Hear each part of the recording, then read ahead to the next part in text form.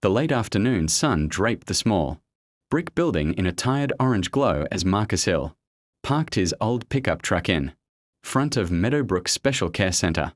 His hands, rough from years of construction work, tightened slightly around the steering wheel before he let out a slow breath.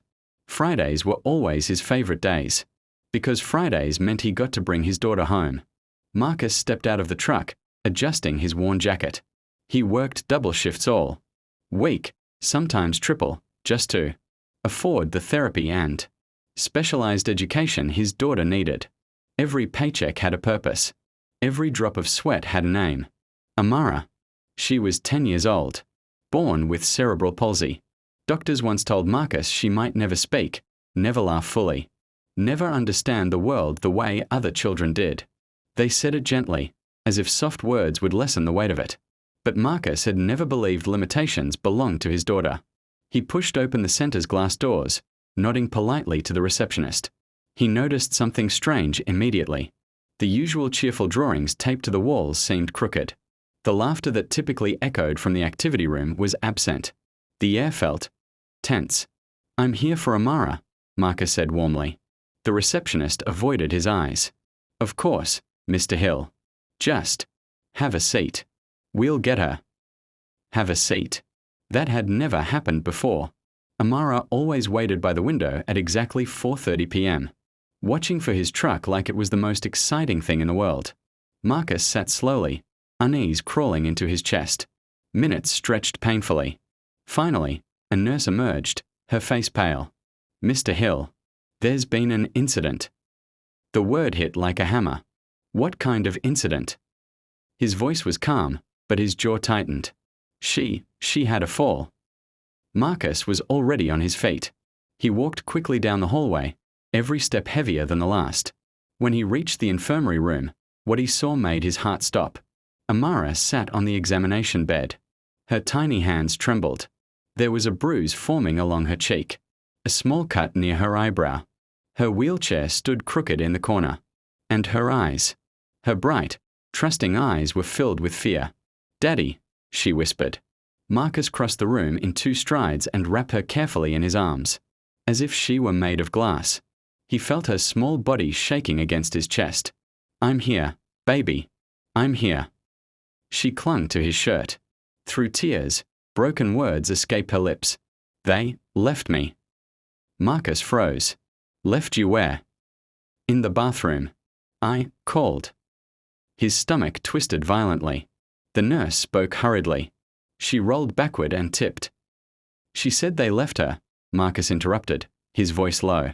Silence filled the room. Amara's fingers tightened in his shirt again. "I was scared." Marcus had faced many things in his life: poverty, racism, long nights without sleep, but nothing compared to the idea of his daughter feeling afraid and alone. He gently kissed her forehead. "You're not alone. Not ever." As he lifted her into his arms, something shifted inside him. This wasn't just a fall. This was neglect. And the horrifying truth was only beginning to unfold. Marcus didn't raise his voice. He didn't shout. But the quiet fury in his eyes was louder than any scream. "I want to see the security footage," he said firmly to the director of the center, Mrs. Caldwell. The director shifted uncomfortably in her chair. "Mr. Hill, accidents happen. Neglect is not an accident." The room fell still. Marcus worked long hours building houses for families who would never know his name. He swallowed pride daily, but he would never swallow injustice when it came to Amara. After several tense minutes, they escorted him to the small monitoring office. The footage played. There she was, Amara, waiting outside the bathroom in her wheelchair. A staff member helped her inside, then walked away. Minutes passed. 10 minutes. 15. Marcus watched his daughter's small hands struggle with the wheel grips. He saw her try to reposition herself. He saw the moment her chair tipped backward. And he saw something worse. 2 staff members walked past the open door. They looked inside and kept walking. Marcus felt something break inside him. Why didn't they help her? He asked quietly. No one answered. On the screen, Amara lay on the cold tile floor, unable to sit up on her own, calling softly for help. Daddy. Her voice echoed faintly through the footage microphone. 23 minutes. 23 minutes his daughter lay there alone. Marcus covered his mouth as tears finally spilled down his face. Not loud. Not dramatic. Just pain. When the video ended, he stood slowly. This isn't about money, he said, voice trembling but controlled. This is about dignity. Mrs. Caldwell tried to explain staffing. Shortages. Miscommunication. Overworked employees. Marcus shook his head. My daughter trusts you. She can't defend herself. She can't run to safety. She depends on you. He walked out without another word. But he didn't go home. Instead, he drove to the hospital for a full evaluation. Not because the bruise was severe, but because documentation mattered. And as Amara rested against him in the waiting room, he whispered softly, I failed you. She looked up at him, confused. No, Daddy. Her small hand reached to wipe his tears. In that moment, Marcus made a decision. This would not be buried. No child should ever feel what Amara felt that afternoon. And he would make sure of it. The following Monday, Marcus requested a formal meeting with the center's board. He wore his only suit, slightly faded but pressed perfectly. Amara sat beside him, her hair neatly braided. When they entered the room, the board members looked surprised. Marcus placed a flash drive on the table. I'm not here to destroy you, he began calmly. I'm here to protect children. He played the footage. This time, no one made excuses. One board member wiped her eyes. Marcus spoke not with rage, but with heartbreak. Do you know what she asked me that night? He said. She asked if she had been bad. Silence shattered into shame. She thought she deserved to be left on the floor. Mrs. Caldwell's face drained of color. Marcus continued. Children with disabilities already fight battles most adults couldn't survive. The least we can do is show up. He demanded changes, increased supervision, staff training, bathroom monitoring policies, emergency response protocols. Not for revenge. For reform.